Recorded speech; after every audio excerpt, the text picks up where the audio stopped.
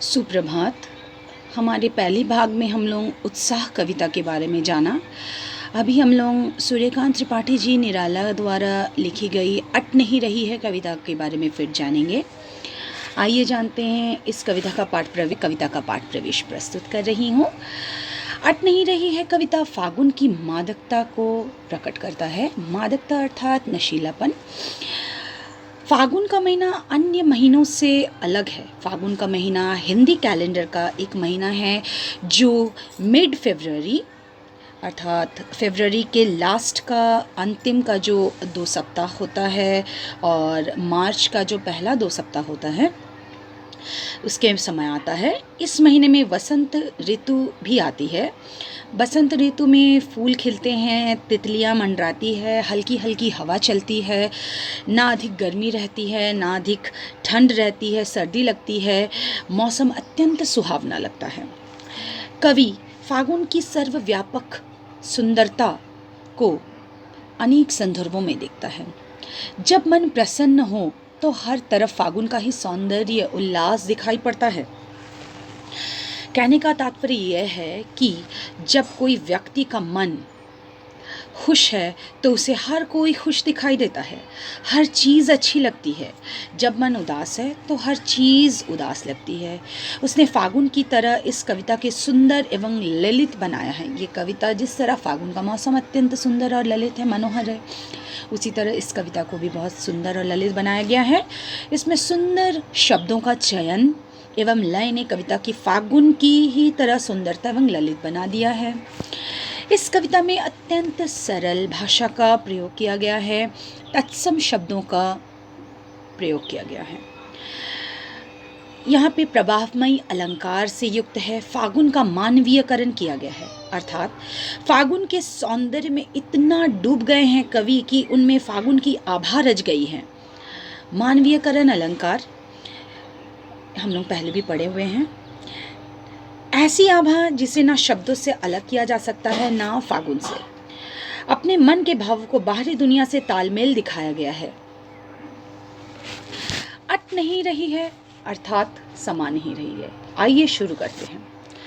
अट नहीं रही है अर्थात समा नहीं रही है। आभा फागुन की तन। आभा यानी कि चमक, ग्लो, यहाँ पे क्रांति को भी ले सकते हैं। आभा ग्लो जो होती है, जो फागुन की शोभा है उससे शरीर या फागुन के शरीर पूरा वातावरण जो है वह वातावरण में समा नहीं रही है, सट नहीं रही है, समा नहीं रही है। वे कहते हैं फागुन का सौंदर्य इतना अधिक है पूरे वातावरण में समा नहीं रही है, अर्थात फागुन का महीना अत्यंत सुंदर है, ये हमारे तन में समा नहीं रही। इसकी कांति बहुत ही सुंदर है, चमक अत्यंत सुंदर है। कहीं सांस लेते हो घर घर भर देते हो। वे कहते हैं कि जब भी हवा चलती है, सुगंधित मादक हवा चलती है, तो ऐसा लगता है जैसे फागुन सांस ले रहा है। जब भी सांस लेते हैं हर घर भर देते हो। उसकी सुंदरता से हर घर हर तरफ सुगंधित है, यानी हर ओर यह आभा जो है वो महसूस कर रहे हैं। उड़ने को दे उसके बाद कहा जा रहा है, उड़ने को नभ में तुम पर कर देते हो। फागुन का मन करता है कि वो पंख लगाकर ऊंचे आसमान में उड़ जाए। जैसा कि आप यहाँ पे एक पक्षी का चित्र देख रहे हैं, जैसे पक्षी के पंख होते हैं वो आसमान में उड़ जाते हैं, उसी तरह जैसे वो कहते हैं कि यहाँ पे अपने मन के भावों की बात कहते हैं कि जब मन बहुत अधिक प्रसन्न हो जाता है तब वह लगता है कि कल्पना के पंख लगाकर ऊंचे आकाश में उड़ना चाहता है, जैसे कोई पक्षी ऊंचे आकाश में उड़ना चाहता है। आंखें हटाता हूँ हट नहीं रही है, आंखें हटाना चाहता हूँ। इस सारे नज़ारे को देखते हुए मन इतना प्रसन्न हो रहा है कि इससे अपलक देखते रहने का मन कर रहा है। आंखें हटाना भी चाहता हूँ, फिर भी हमारी आंखें जो है वो हट नहीं रही है। और अगर हटाना, क्योंकि ये हमारे मन में जो है वो समा गई है, हमारे हृदय में बस गई है। अगर हम आंखें बंद करके भी देख रहे हैं तो ये हमारे हृदय में समाई हुई है, इसका सुंदर दृश्य उपस्थित है। तो अगर मैं चाहता भी हूँ तो मैं मन से इसे हटा नहीं पा रहा हूँ।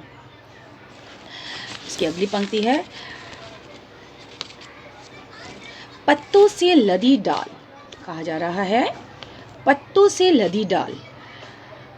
कवि कहता है फागुन के मास में चारों तरफ हरियाली छाई हुई है, वृक्ष में नए नए पत्ते लगे हुए हैं, कहीं पत्ते लाल है कहीं पत्ते हरे हैं, अर्थात वृक्ष पर भिन्न भिन्न रंग के फूल भी खिले हुए हैं, कहीं हरी कहीं लाल, यानी कि कहीं हरी हरी है कहीं लाल लाल फूल खिले हुए हैं, कहीं पड़ी है उर में मंद गंध पुष्पमाल। उर यानी कि मन में, यहाँ पे हम गले में भी बोल सकते हैं। तो कहा जाता है पुष्प यानी कि माला होती है, फूलों की माला, और उर यानी कि हृदय होता है। कहा जा रहा है, कवि कहता है कि वृक्षों के गले में मंद मंद सुगंधित माला दिखाई दे रही है। भाव यह है कि वृक्षों पर सुगंधित फूल लगे हुए हैं। अंतिम उसके बाद की पंक्ति है, पाठ पाठ शोभाश्री पट नहीं रही है, अर्थात पाठ पाठ यानी जगह जगह, शोभाश्री यानी कि सुंदरता, इसकी जो सुंदरता है वो इतनी सघन है। अर्थात कवि कहता है कि तुमने इस प्रकृति से इतने सौंदर्य रूपी खजाने को इस प्रकार भर दिया है कि प्रकृति में समा नहीं रही है, अर्थात स्थान स्थान पर सुंदरता की राशि इतनी सघन हो गई है कि वह समा नहीं पा रही है, बल्कि सब स्थानों पर प्रकट हो रही है। भाव यह है कि फागुन के महीने में प्रकृति सर्वत्र सुंदर दिखाई देती है, अंततः इसकी जो सौंदर्य असीम है, प्रकृति की अत्यंत सुंदरता व शोभा का कोई छोर नहीं, उसे सीमाओं में नहीं बांधा जा सकता है, यानी कि इतनी खूबसूरत है उसे हम सीमाओं में बांधकर नहीं रख सकते हैं। तो हमारी ये जो अट नहीं रही है कविता यहाँ पे समाप्त होती है। आशा करती हूँ कि आपको ये कविता समझ में आ गई होगी। धन्यवाद।